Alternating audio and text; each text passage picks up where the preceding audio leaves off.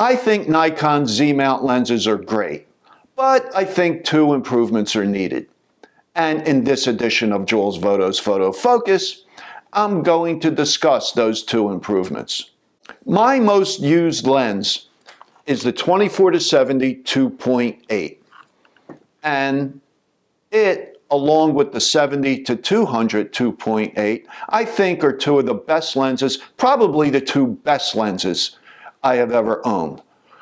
But, of course, there's room for improvement, right?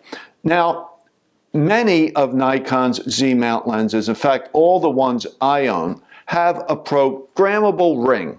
It sits back here, and by default, it's set for aperture, so you could just vary your aperture by turning this ring. You could also have it set for ISO and for exposure compensation, or you could have it turned off. Now, I usually have it turned off. The reason for that is this ring turns very freely, very easily, and you could easily bump into it. Now, if I'm going to use it, I like to have it set for exposure compensation. But I just can't do it because if I have it set that way, I'll look at the camera and notice, oh my God, it's set for -5 stops exposure compensation. Now the 51.4 Z mount, like most of the Z mount lenses, has one of these programmable rings, but it's a little stiffer. It's a little harder to accidentally bump into. It turns very smoothly though. And then we have here the 14-30. Again, it turns very easily. Now the 85 1.8 doesn't have one of those programmable control rings. It just has a focus ring. The default is focus, and it can be programmed for aperture, exposure comp, or ISO. But I usually just leave this one just set for focus, and it's not a problem. So what do I suggest? Well, what I would like to see Nikon do is keep this ring here, but put click stops on it at 1/3 stop increments. Because if you're using it for exposure comp, 1/3 increments are great. For aperture, same thing. And for ISO, normally you set your ISOs in 1/3 stop increments. You set your aperture the same way, and even exposure comp. But make that clickable ring in a way that you could disengage it. I know some video shooters like to have a smooth turning, infinitely variable aperture ring, and you could have that. Now, I don't know if that is something that could be added to the existing lenses, but I think in the future it would be really great to have. Now, the 70-200 also has one of these rings, and again, I keep it turned off. But I don't think it's as easy to bump into that one as it is on this 24-70. This camera I will have over my shoulder. I'll take it off my shoulder and look at it, and the ring has moved. So that would be a huge improvement for this lens and the others.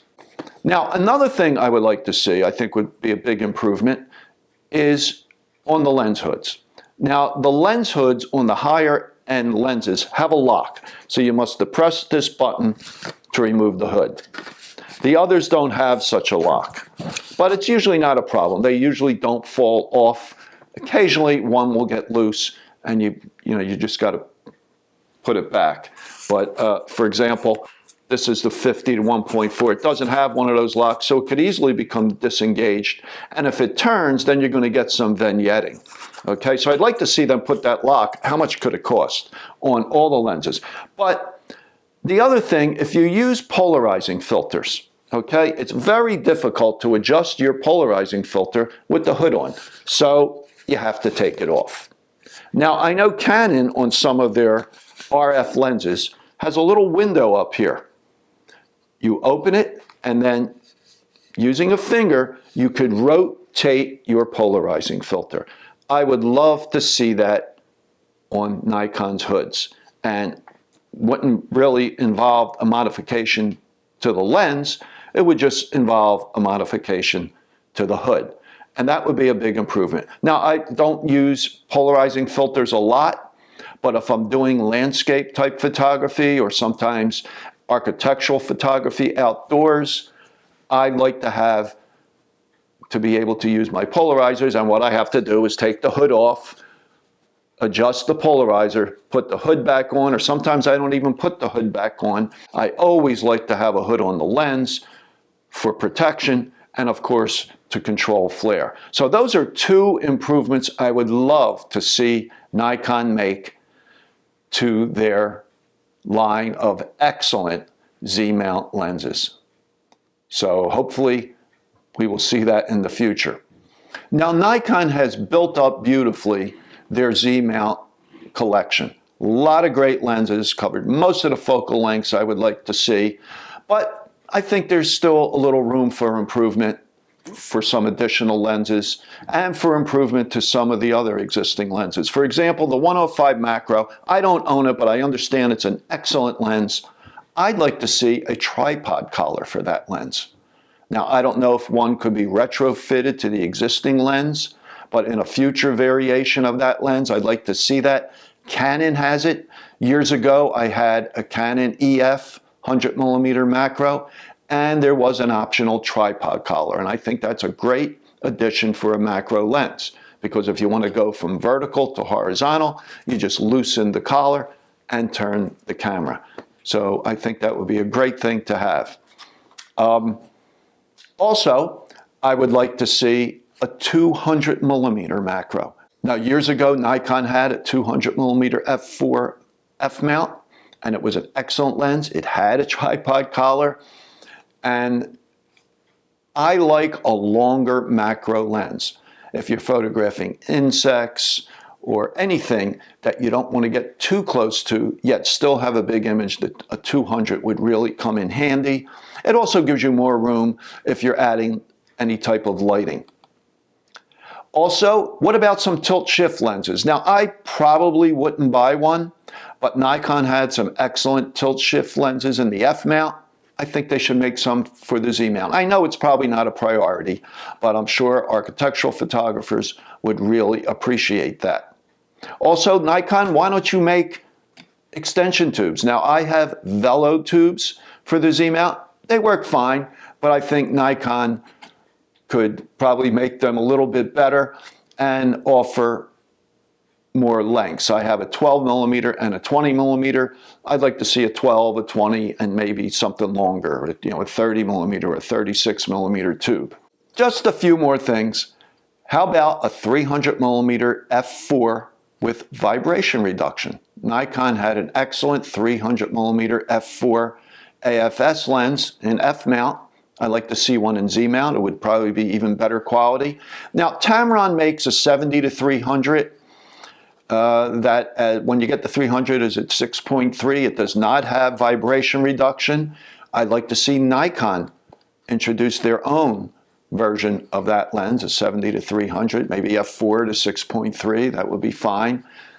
They had an excellent one in f-mount, so why not do it in Z-mount? Now, one quick thing.